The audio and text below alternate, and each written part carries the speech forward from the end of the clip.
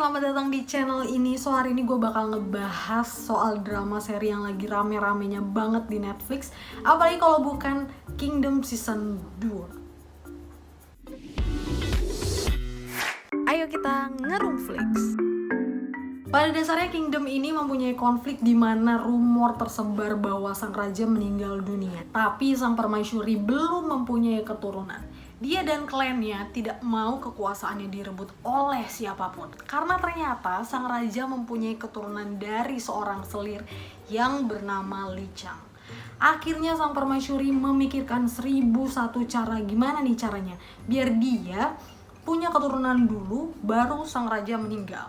Akhirnya dia mengutus seorang tabib untuk membuat satu ramuan yang konon katanya bisa menghidupkan sang raja kembali.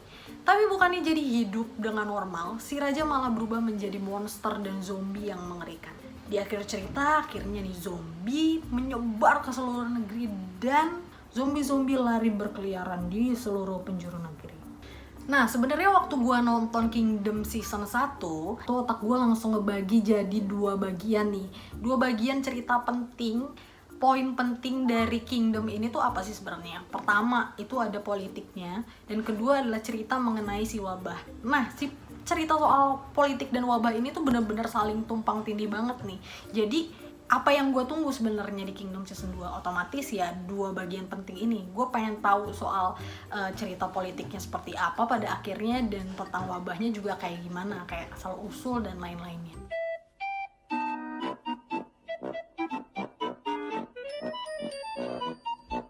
Kalau secara wabahnya sih gue cukup puas banget sama Kingdom Season 2 ini. Karena bener-bener dijelasin banget kenapa sih ini tanaman tuh bisa nyebabin nih raja hidup lagi tapi jadi zombie.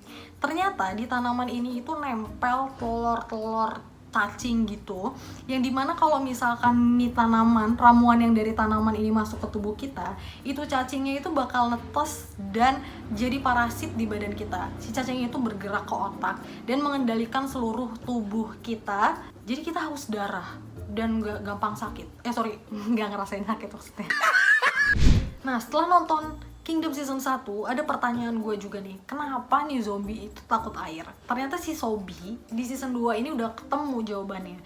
Jadi kalau misalkan orang yang terinfeksi sama virus ini dan wabah ini masuk ke dalam air, itu si cacing parasitnya itu langsung keluar dari badannya, sehingga oh ini ternyata kelemahan si virus ini, cuma dengan air doang langsung sembuh kok. Cuman ya nggak semuanya bisa sembuh. Yang bisa sembuh adalah orang yang belum meninggal saat digigit, dia langsung masukin ke air, cacing langsung keluar dan ya udah nggak masalah sama sekali. Tapi ternyata di Kingdom Season 2 ini nggak cuma itu aja pertanyaan soal wabah yang akhirnya terjawab. Karena ternyata si wabah ini tuh bisa dibagi jadi dua nih. Maksudnya orang yang terinfeksinya itu dibagi jadi dua nih. Yang pertama adalah yang kena zombie original, yang kedua adalah zombie yang emang nularin ke semua orang yang digigitnya. Kalau misalkan zombie original ini contohnya adalah si raja tadi. Karena si raja tadi itu dia jadi zombie dari tanaman, itu kalau dia gigit orang lain, si orang itu nggak akan berubah jadi zombie. Orang itu cuma bakal ya udah sakit aja, sakit parah banget sampai akhirnya meninggal dunia. Beda sama zombie-zombie yang berkeliaran di seluruh negara itu. Jadi kalau misalkan zombie yang akhirnya gigit-gigitan dan ya udah nyebar aja gitu kayak corona sekarang ini, itu ya mereka tuh asalnya orang-orang yang makan daging manusia yang udah keinfeksi, which is itu adalah orang pertama yang digigit sama si raja di season 1. Nah, itu mayan bikin puas sih, karena ada lagi nih fakta baru soal si wabahnya. Nah, yang kedua soal politiknya. Kalau soal politiknya sebenarnya gue agak-agak ya kecewa, tapi enggak juga sih. Sebelum nonton Kingdom ini sebenarnya banyak banget teman-teman gue yang ngomong itu ngerekomendasiin si Kingdom ini tuh caranya kayak gini. Nonton deh. Ini tuh GOT versi Korea. Pokoknya GOT banget lah. Nah, di Kingdom Season 2 ini makin jelas banget sih sebenarnya kemiripannya sama GOT. Si permaisuri yang jahat ini itu bener-bener ngingetin sama Cersei dan Lannister, dimana di Kingdom juga si permaisuri dan klannya yang udah berkuasa sekian lamanya itu bener-bener gak rela banget kalau misalkan harus kehilangan tahta dan kekuasaannya. Seperti pada contohnya kalau di Kingdom season 1 ya dia bikin wabah yang sampai menyebar sekian banyak luasnya itu dengan merubah rajanya sendiri jadi zombie. Kalau misalkan di season 2 ini dia tuh tega banget ngumpulin semua ibu-ibu yang lagi hamil demi dapat keturunan laki-laki. Nah otomatis nggak semua ibu-ibu itu ngelahirin anak laki-laki dong. Terus apa sih yang terjadi sama ibu-ibu yang melahirkan anak perempuan?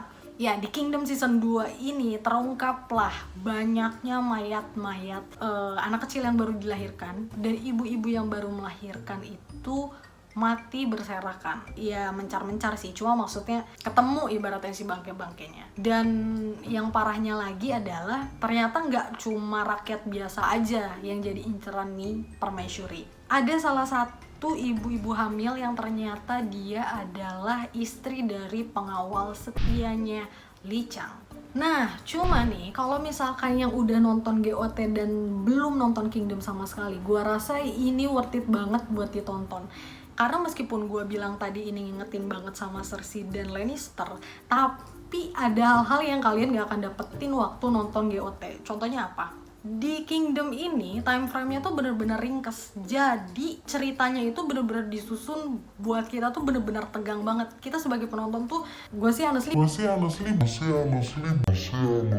bener-bener merasa gak dikasih nafas gitu sih. Kayak bener-bener kejer-kejeran, bener-bener deg-degan ini si permaisuri jahat banget. Karena jujur aja waktu nonton GOT itu, kalau misalkan gue memposisikan diri jadi karakter yang ada di GOT,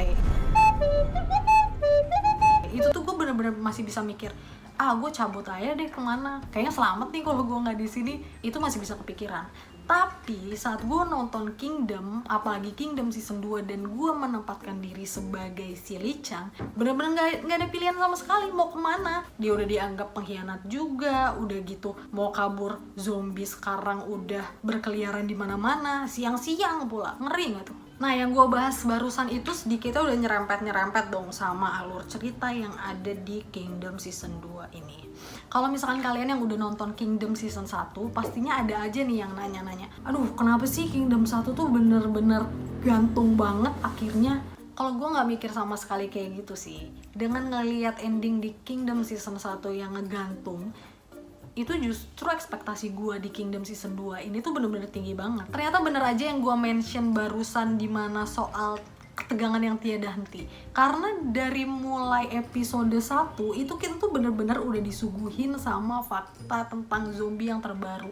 Kalau si zombinya itu gak cuma di malam hari doang bisa lari-larinya, siang hari mereka juga harus berhadapan sama zombie yang makin banyak banget.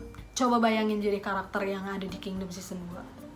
Capek kali kejar-kejaran mulu.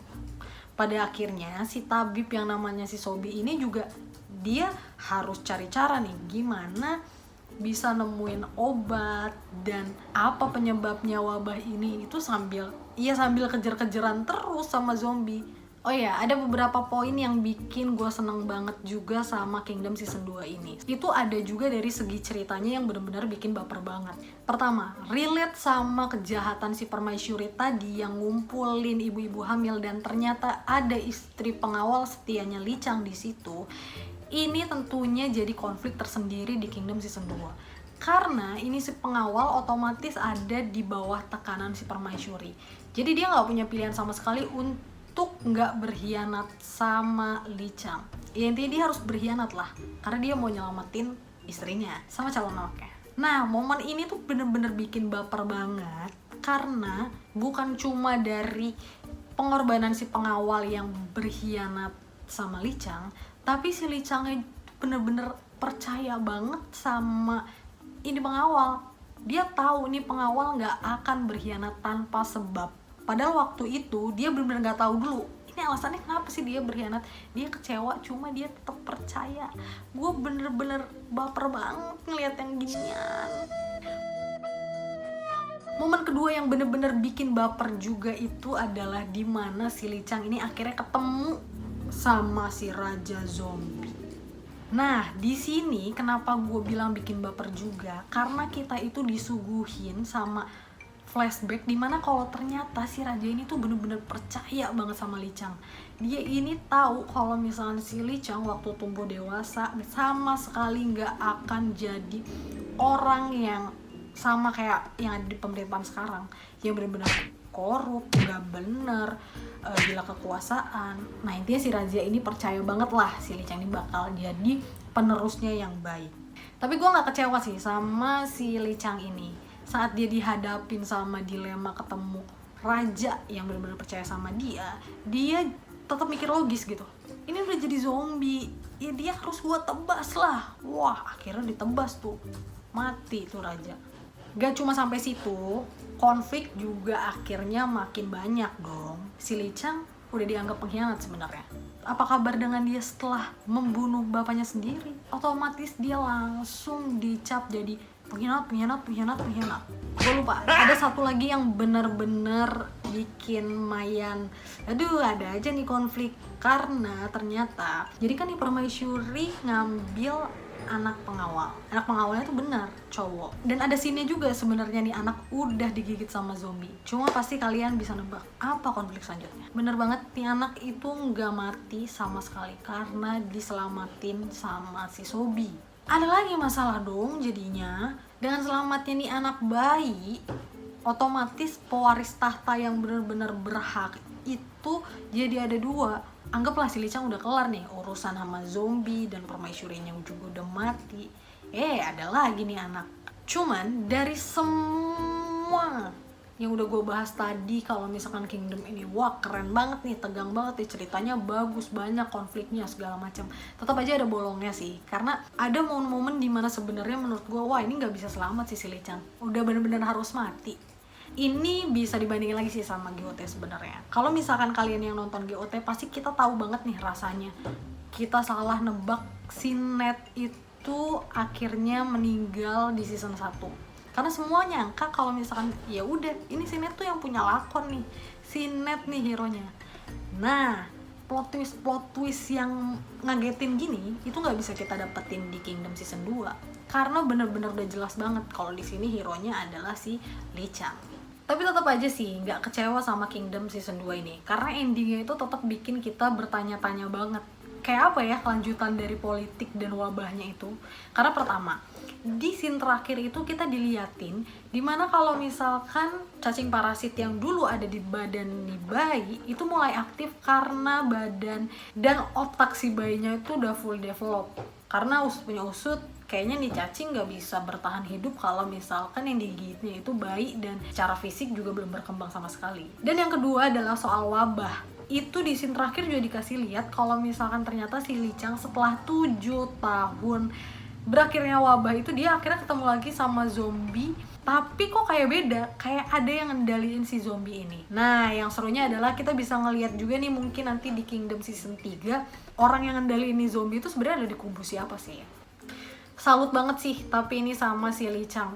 Karena apa? Ini suzonnya gue aja. Si Lee-Chang jangan-jangan dia ini sengaja nih gak mau ngambil jadi raja dan malah nyerahin ke sini baik. Karena dia tahu sebenarnya wabahnya itu belum kelar. Kalau misalnya wabahnya belum kelar, ya dia nggak akan nikmatin juga jadi raja karena suatu saat bakal diganggu sama nih wabah, ya kan? Segitu aja review dari gue di channel ini. Buat kalian yang mungkin punya rekomendasi film apa sih yang pantas ditonton, apalagi kita sekarang lagi work from home nih, jujur aja butuh banget lah tontonan-tontonan yang bisa mayan mengisi waktu, ya kan? Coba komen di bawah. Atau kalian bisa tunggu review-review selanjutnya. Dan sorry banget nih buat review perdana yang seadanya. Semoga kalian suka. Dadah. Makasih ya yang udah nonton video ini. Jangan lupa di like, komen, dan subscribe ya. Dan tunggu video-video berikutnya.